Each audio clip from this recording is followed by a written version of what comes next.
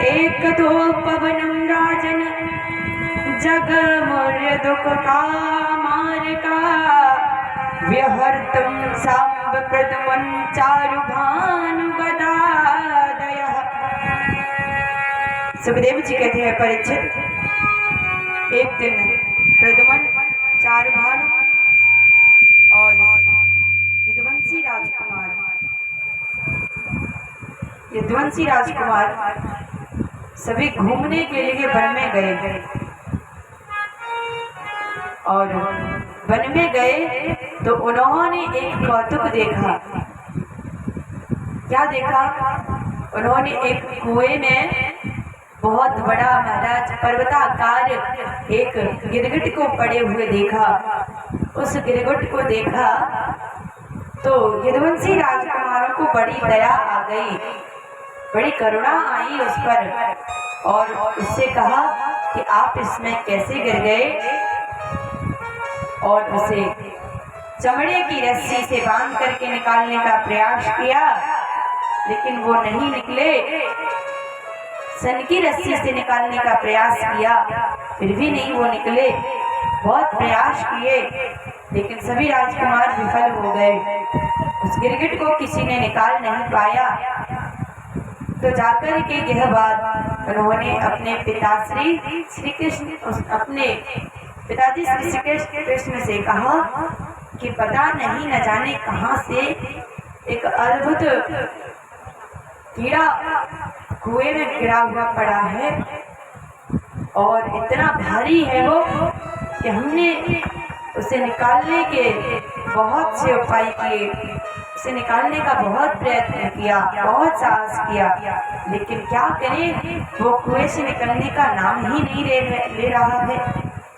उसका शरीर इतना भारी है, पर्वताकार है।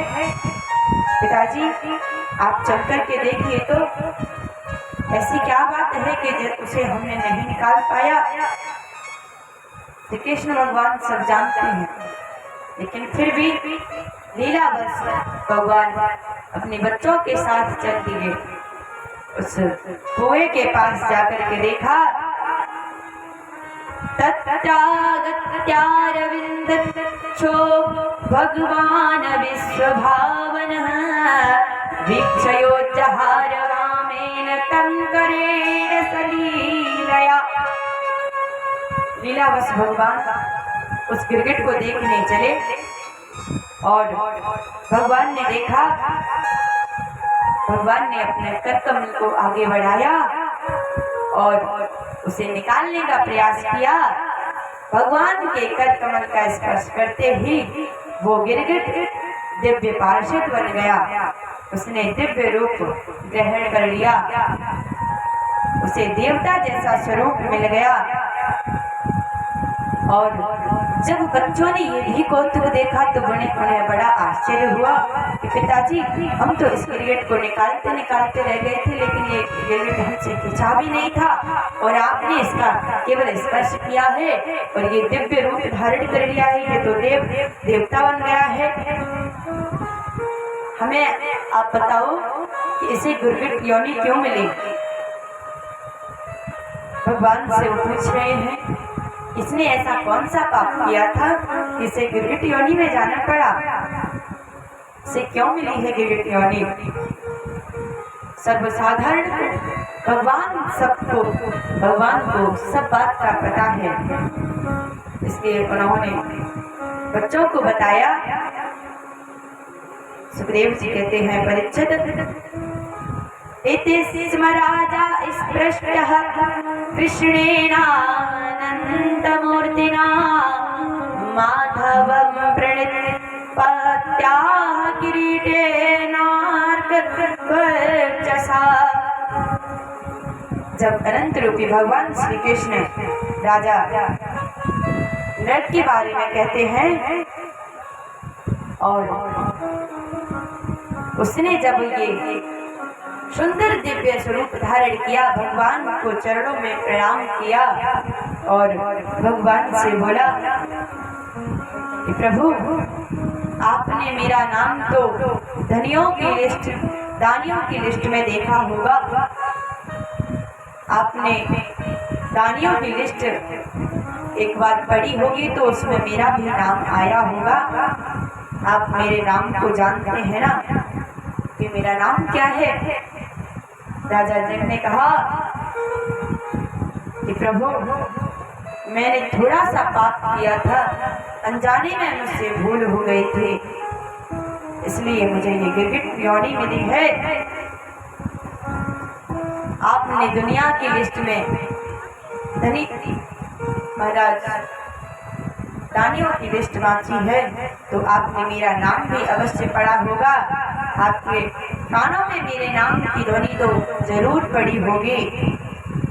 भूत भविष्य व्यवधान भी आपके अखंड ज्ञान के महाराज भविष्य का व्यवधान प्रकार की बाधा नहीं डाल सकता। आप तो सर्वंतर्यामी हैं, सब कुछ जानने वाले हैं।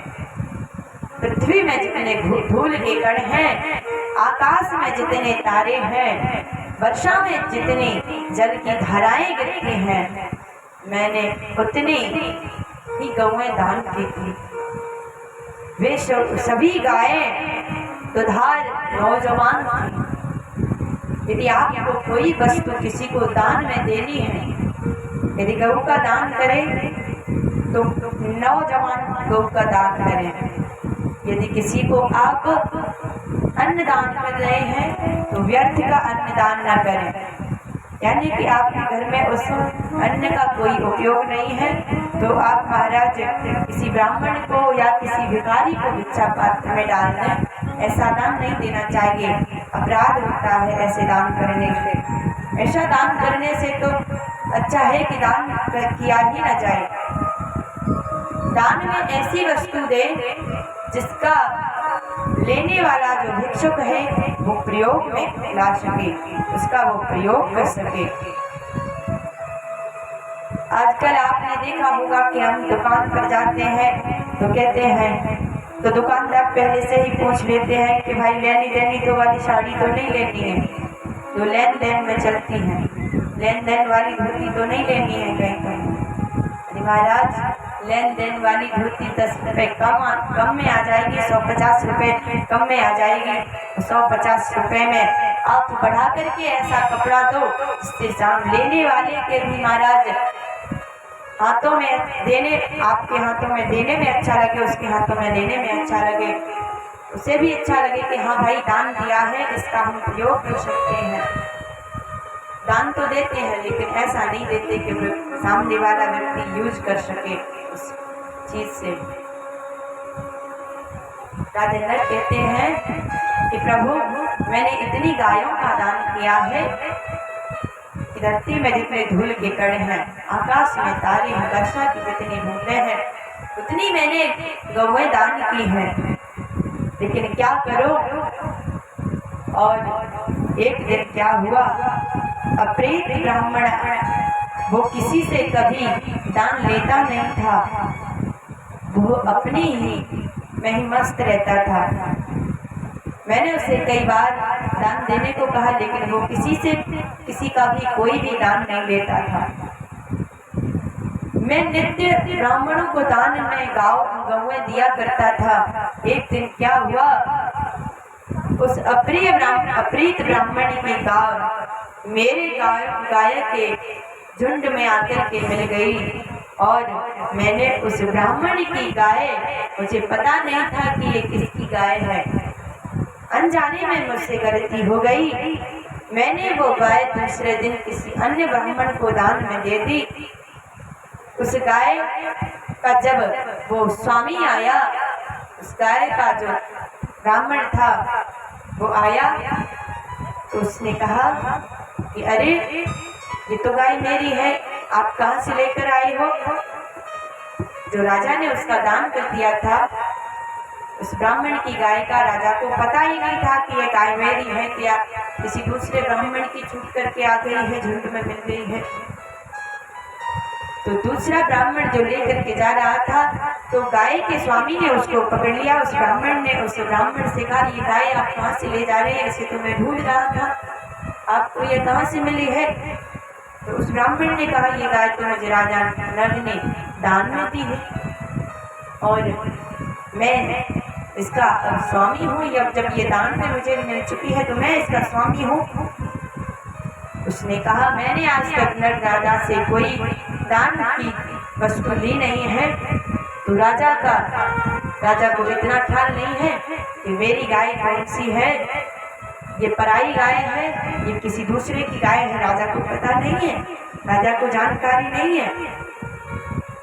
चलो चलते हैं राजा के पास, ये गाय तो मेरी है तो मैं कैसे दे दी उसने दान में। दोनों ब्राह्मण आपस में लड़ते झगड़ते हुए राजा नग के पास आए। राजा नग ने उन्हें समझाया, बड़ा अनुनय विनय किया कि ब्राह्मण देव मैं तो आपका सेवक हूँ, मुझसे अनजाने में यह अपराध बन गया है, मुझ पर आप लोग कृपा कीजिए, मुझे क्षमा कीजिए, मुझसे ये अपराध हो गया है। लेकिन दोनों ही ब्राह्मण अपनी जिद पर अड़ गए। वो कहता है कि मैं इसी गाय को लूंगा और जो गाय का स्वामी होता है मैं इसे गाय नहीं दे सकता, ये गाय मेरी है। तो राजा नग ने हाथ जोड़ करके चरणों में अपना मस्तक रख करके कहा, ब्राह्मण देव मुझसे बहुत बड़ी भूल हो गई है, आप इसकी बदली 10,000 गाय ले लो, लेकिन इस गाय को इस गाय के स्वामी ब्राह्मण को दे दो। लेकिन उस ब्राह्मण ने जो दान में मिली थी उसने कहा नहीं, आप 1 लाख गाय दोगे तो भी मैं इस गाय को नहीं दूंगा, ये गाय अब मेरी है, मैं इस गाय को नहीं दे सकता। तो उस जो अप्रीत ब्राह्मण था उसने कहा राजा नग ने कि तुम इसके बदले 10,000 गाय ले लो। उसने कहा मैं नहीं लूंगा। राजा ने कहा 1 लाख गाय ले लो। राजा उस ब्राह्मण ने कहा तुम चाहे 10,000 दो चाहे 1 लाख दो, मैं नहीं लूंगा, मैं लूंगा तो सिर्फ अपनी ही गाय लूंगा, मैं किसी का दान दिया हुआ देता नहीं हूँ, अपना ही यूज करता हूँ। साहब से महाराज मना कर दिया, यदि ये गाय तुम्हें मुझे देनी है तो दो, नहीं तो मैं जा रहा हूँ अपने आश्रम पर।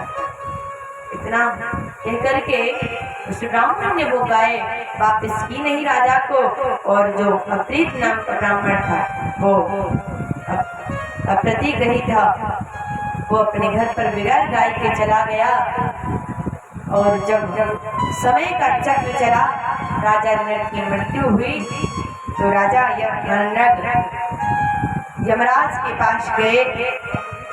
वहां पर यमराज ने कहा एतस्मिन्नन्तरे यो यामयेर दूतेन तो यमक्षयम् यमेन पृष्टस्त्राहं देवदेव जगत्पते। यमराज के दूत ने आए और मुझे यमपुरी ले गए। यमराज ने मुझसे वहां पर पूछा कि राजा आपने इतना पुण्य किया है, आपको बहुत परम सुंदर लोक प्राप्त होने वाला है, बहुत ही अच्छा लोक मिलेगा आपको, आपके इतने पुण्य हैं। लेकिन आपके जीवन में एक थोड़ा सा पाप हो गया है, थोड़ा सा ही पाप है, बताओ आप पहले पाप को भोगोगे या पुण्य को? तो मेरे मुख से अनायास ही निकल गया कि पहले पाप को भोग लेता हूँ, पाप थोड़ा है तो पहले पाप को भोग लेता हूँ।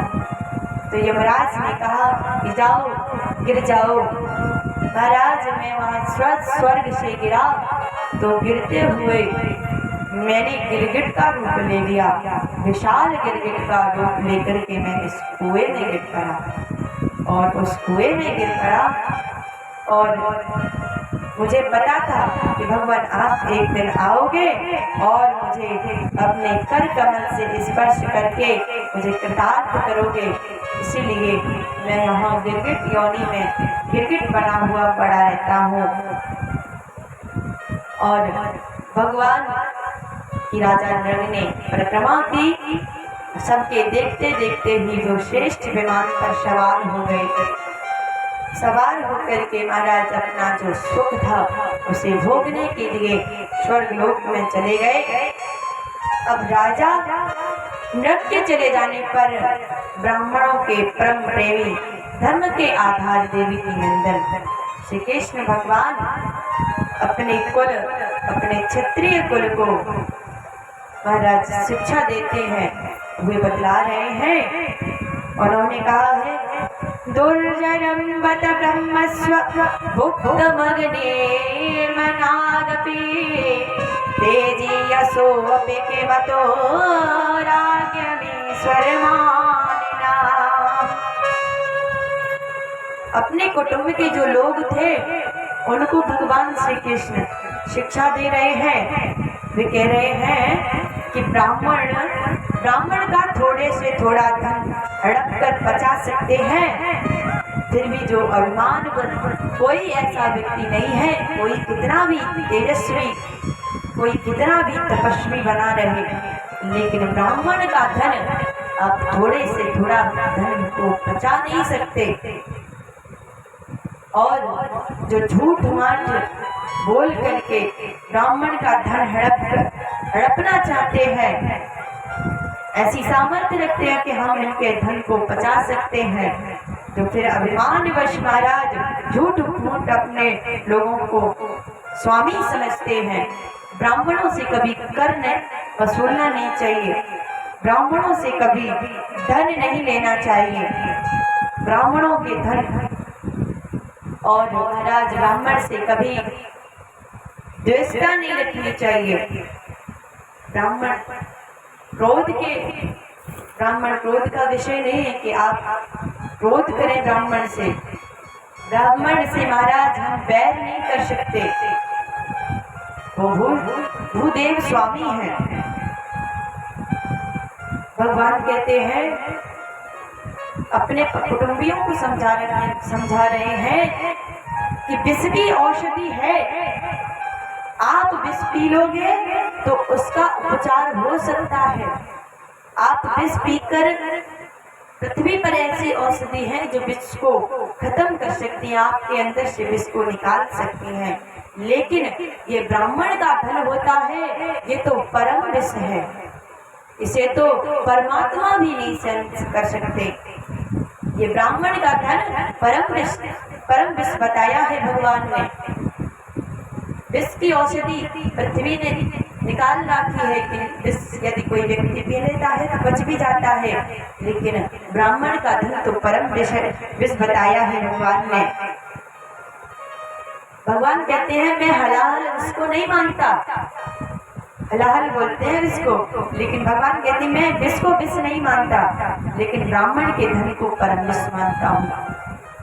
आपसे मैं निवेदन कर रहा हूँ पुत्रों, कुटुंबियों, आप कभी ब्राह्मण से सेवा नहीं करवाना, आप कभी ब्राह्मण से कर मत वसूलना, आप कभी ब्राह्मण से महाराज सेवा नहीं करवाना।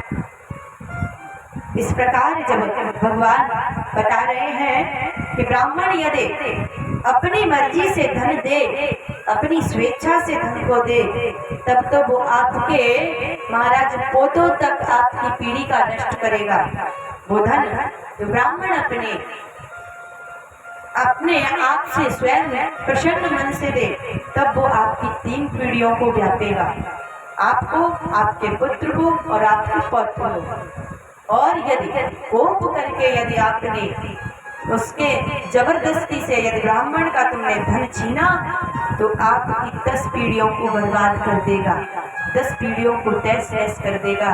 इसलिए मैं आपसे कहता हूँ कि आप कभी ब्राह्मणों से सेवा न करवाएं, आप कभी ब्राह्मणों का धन न लें।